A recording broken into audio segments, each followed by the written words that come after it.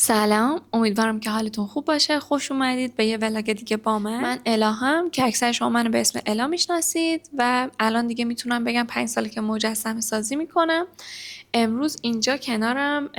یه سری برگه دارم و اومدم که به سوالات شما در مورد مجسمه سازی و از یه سری تجربیات خودم توی این مسیر بهتون بگم. اولین سوالی که از من پرسیدید این بوده که تو دانشگاه چی خوندی و رشته دانشگاهی چی بوده؟ من تو دانشگاه کامپیوتر یا همون آیتی خوندم و نمونه بارز این جمله هم که بهش گفته شده درستو بخون، هنرت هم کنارش ادامه بده. این خیلی بین آدم‌هایی که به هنر علاقه دارن مشترکه، چون دیدگاه جامعه این شکلیه که هنر که نون و آب نمیشه، پس بهتره که تو درستو بخونی و از طریق اون یه کاری داشته باشی که درآمد خوبی داشته باشه و بعد حالا در کنارش علاقت که هنرت هست رو همینجوری دنبال کنی به عنوان سرگرمی. سوال بعدی این که کی شروع کردی و اصلا چی شد که شروع کردی؟ راستش من از بچگی عاشق گلبازی بودم، ولی پدرم یه آدم وسواسی بودن و تا جای ممکن منو از گلبازی منع می‌کردن، چون دوست نداشتن که راه پله‌ها و پارکینگ کثیف بشه. ولی من خیلی به گلبازی علاقه داشتم و خونه مام بزرگم که شهرستان بود با دخترمم که اونم حالا خیلی به هنر علاقه من بود و هنر خونده بود، میرفتیم توی حیاط مام بزرگم خاک جمع میکردیم، اون خاکا رو الک میکرد و بهش آب میزدیم، گل درست میکردیم و شروع میکردیم به گل بازی. قوری میساختیم، ظرف و ظروفای مختلف و کلا خیلی این کار رو دوست داشتم، یعنی همچنان هم کار مورد علاقمه و خیلی هنرهای دیگه هم بودن که بهشون علاقه داشتم. مثلا خیاطی هم یکی از کارهایی بود که دوست داشتم، چون مامانم بچه بودم خیاطی میکرد و منم میشستم کنارش، حالا کار با چرخ و یاد گرفته بودم، شروع کرده بودم به دوختن کیف‌های مختلف و فکر میکنم 10-11 سالم بود که اون کیف‌هایی که میدوختم رو به بچهای کوچه میفروختم. کلاس‌های هنری مختلفی رو میرفتم، از بچگی کلاس آبرنگ رفته بودم، کلاس نقاشی رفته بودم، نقاشی و اینجور چیزا هم خوب بود، ولی در کنارش درسم هم خوب بود و اون موقع دیدگاه جامعه و خانواده ها اینجوری بودش که هنرستان اصلا چیز خوبی نیست و متاسفانه این اتفاق رایج بود. ولی الان دیدگاه خانواده نسبت به هنرستان خیلی خوب شده و خب این واقعا چیز خوبیه. به خاطر اینکه به هنرستان دید خوبی نداشتن خانواده‌ام، من رفتم دبیرستان رشته ریاضی و اون موقع نزدیکترین رشته‌ای که به هنر بود توی رشته ریاضی که میشد حالا توی دانشگاه اونا خوند، رشته معماری بود که بچهای معماری معمولا خیلی هنریان. ولی من موقع انتخاب رشته‌ام یه اشتباه کردم، رفتم مشاوره واسه انتخاب رشته و اون موقع رشته کامپیوتر تازه باب شده بود و میگفتن که این رشته خیلی درآمد خوبی داره، الان جامعه داره میره به سمت کامپیوتر و برنامه‌نویسی و اینجور چیزا و تصمیم گرفتم که برم رشته کامپیوتر. رتبه‌ای که داشتم به کامپیوتر دانشگاه فردوسی نمیخورد، برای همین رفتم دانشگاه صنعتی شاهرود رشته کامپیوتر رو خوندم. و خب کلا از بچگی، حالا زمانی که من رشته ریاضی میخوندم تو دبیرستان، همیشه گوشه ذهنم این بود که من زمانی که دانشجو بشم تایمم آزاده، میتونم عصرا که مثلا از کلاس برمیگردم سفالگری کنم یا میتونم به کارهای مورد علاقه خودم برسم. ولی خب اینجوری پیش نرفت و من دانشجوی شهرستان شدم، خوابگاهی شدم و اونجا اصلا شرایط این نبود که من بتونم سفالگری رو انجام بدم و در واقع از علاقه‌مندیم دور شده بودم. ترم 4 دانشگاه بودیم که از شانس خوب من کرونا شد و این که میگم از شانس خوب من واسه این که واسه من خیلی چیز خوبی بود و نقطه شروع کارم بود که خب حالا در ادامه بهتون میگم، ولی ممکنه واسه یه سریا واقعا خوب نبوده باشه که خب کاملا قابل درکه، ولی واسه من خیلی یادآوری قشنگیه. دلیلش هم اینه که دانشگاه تعطیل شده بود به خاطر کرونا و اون موقع ما مجبور شدیم برگردیم شهرمون. من برگشتم مشهد و هنوز کلاس‌های آنلاین هم خیلی تق و لق بود و کلاس‌ها درست برگزار نمی‌شد. اون موقع‌ها یه سری کار توی پینترست دیده بودم، ظرف و ظروف و بانک و اینجور چیزا بودن که خیلی دوست داشتم اون کار رو بسازم و فکر می‌کردم که حالا که دانشگاه ندارم و مشهد هم هستم فرصت خوبیه که اون کار شروع کنم. ولی فکر می‌کردم که برای ساختن اون کارها احتیاج دارم به گل سفال که خب باید داخل کوره پخت بشه و فکر می‌کردم که باید حتما یا کوره بخرم یا اینکه کوره اجاره کنم که خب این کار یه مقدار سخت می‌کرد برام و یکم سرچ کردم، با یه خمیر آشنا شدم به اسم خمیر هواخوش که خب دیدم که این خمیر بعد از 24 ساعت تو هوای آزاد خوش میشه، احتیاجی به پخت داخل کوره یا فرم نداره و اینکه بعد از خوش شدنش مقاومتش هم مثل سفال نیستش که خیلی شکننده باشه، یعنی استحکام استحکام کاملا خوبی داشت. دیگه خمیر کوهنور بود اون موقع، از دیجیکالا سفارش دادم. بقیه ابزارهای هنری رو هم داشتم چون کلا خیلی تو کارهای هنری کار انجام میدادم. بقیه متریالا رو داشتم و فقط یه خمیر گرفتم و بعد از اینکه رسید واسه دل خودم تصمیم گرفتم که اون کارها رو بسازم. و زمانی هم که این خمیر به دستم رسید شروع کردم به ساختن یه سری پیکسل ها که خب کارهایی بودن که خیلی حجم نداشتن، ساختنشون راحت تر بود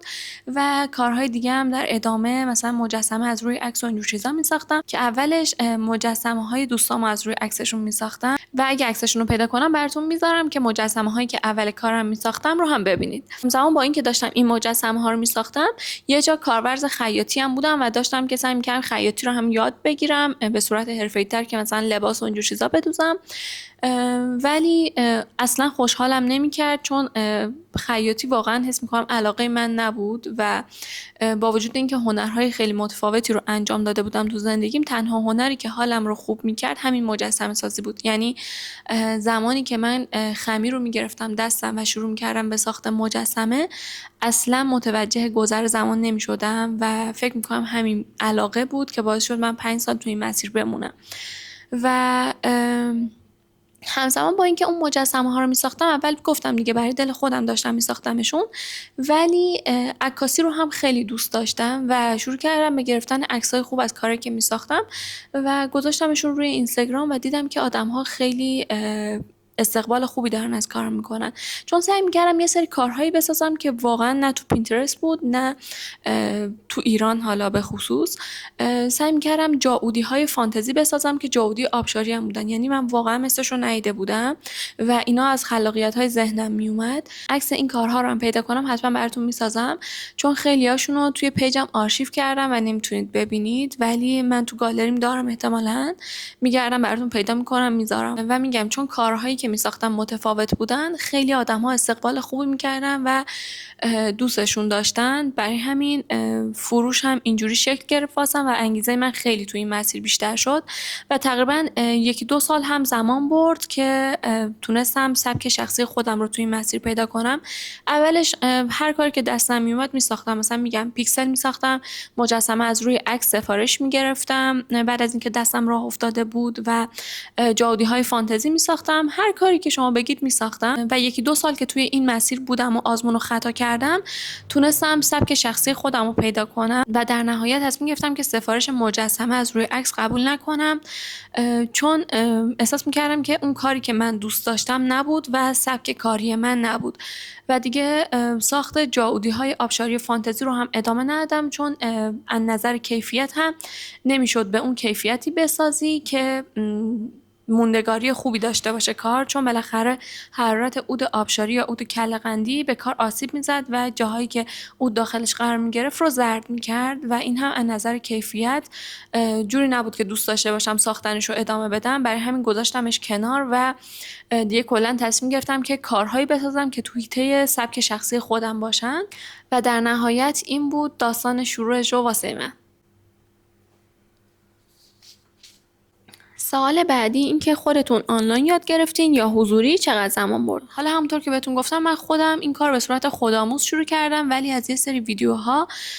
توی یوتیوب و اینستاگرام کمک گرفتم چون اون موقع آموزش رایگان توی اینستاگرام بیشتر بود، ولی خب خیلی پیج‌هایی نبودن که توی این زمینه فعالیت کنن و شما اگه سرچ کنید ایترای کلی میتونید توی یوتیوب هم سرچش کنید که ممکنه یه سری آموزش‌های رایگان براتون بیاد که اگه علاقه داشته باشید از اونها استفاده کنید. و واسه من این مسیر 1-2 سال زمان برد که هم بتونم کیفیت کارهامو بالا ببرم، هم سبک شخصی خودم رو توی این مسیر پیدا کنم. خب بریم سراغ سوال بعدی. 1 سال اول کارتون چجوری پیش رفت و چقدر زمان برد؟ من همزمان با اینکه مجسمه می ساختم، حالا یه تایم بود که کلاس‌های دانشگاه برگزار نمی‌شد و کلاس نداشتم، بعد از اون دیگه کلاس‌های آنلاین شروع شده بود و من تقریبا تا ترم 8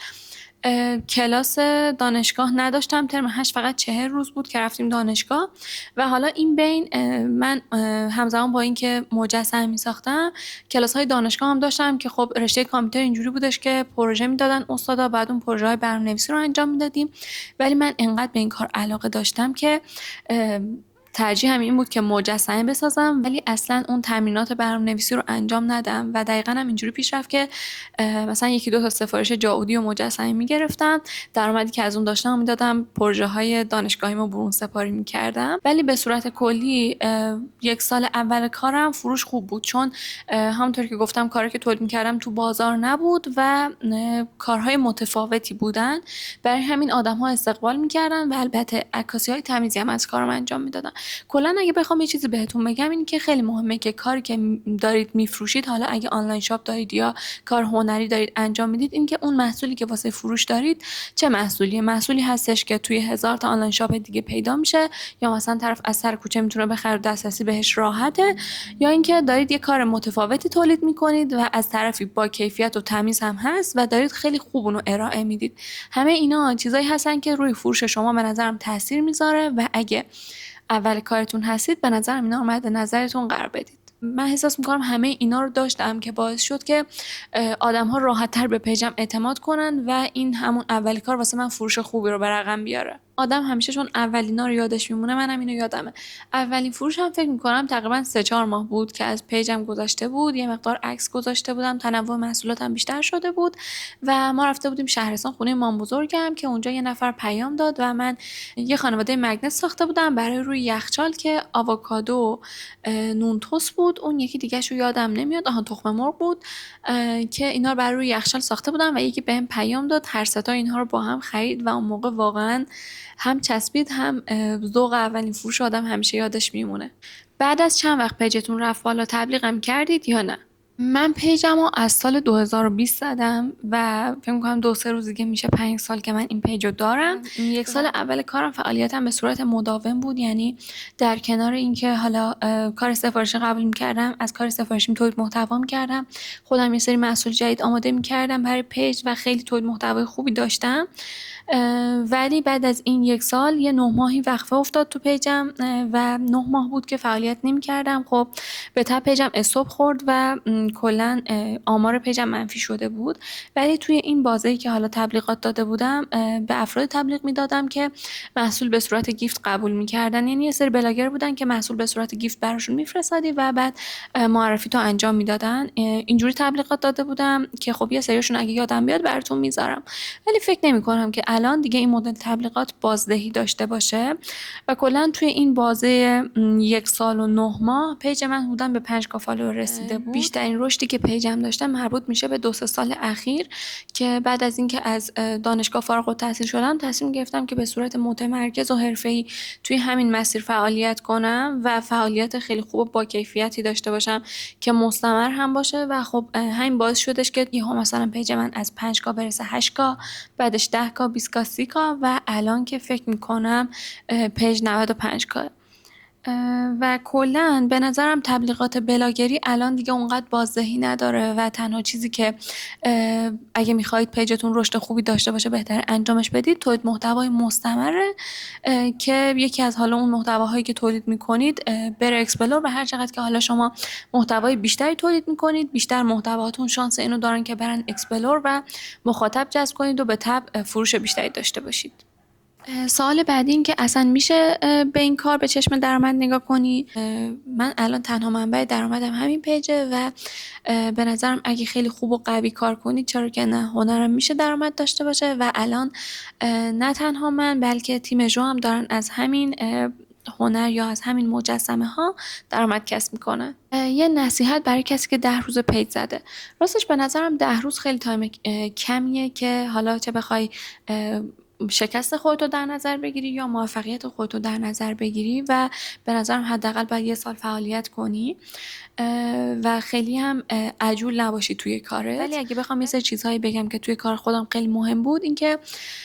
اول از همه کاری رو انجام بدی که بهش علاقه داری، چون اگه کاری رو انجام بدی که علاقه داری هر چقدر که ناامید میشی یا آمار منفی میبینی یا حالا فروشی نداشته باشی مجدد بلند میشی ادامهش میدی، چون کاریه که دوستش داری و خوشحالت میکنه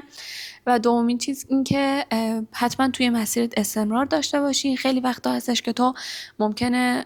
آمار خیلی خوبی داشته باشی، همه چی رو به رشد باشه، ولی خیلی وقتا هم هستش که ممکنه همه چیز اونجوری که تو میخوای پیش نره، آمارت منفی بشه، ریلات اونقدری که میخوای بازدید خوبی نگیره. ولی مهمه که توی این مسیر استمرار داشته باشی و ادامه بدی و هر چقدر که تو محتوای بیشتری بکنی، بیشتر شانس اینو داری که اون محتواها بره توی اکسپلور و مخاطب بیشتری بگیری. و خلاقیت داشته باشه توی کار، سعی کنی کپی نکنی. مردم محصولی رو دوست دارن تهیه کنن و بیشتر بابتش هزینه میکنن که توی بازار اشباع نشده باشه، خیلی توی بازار نباشه و محصول جدیدی باشه. و از طرفی همیشه سعی کن که کار تمیز و با کیفیتی ارائه بدی. و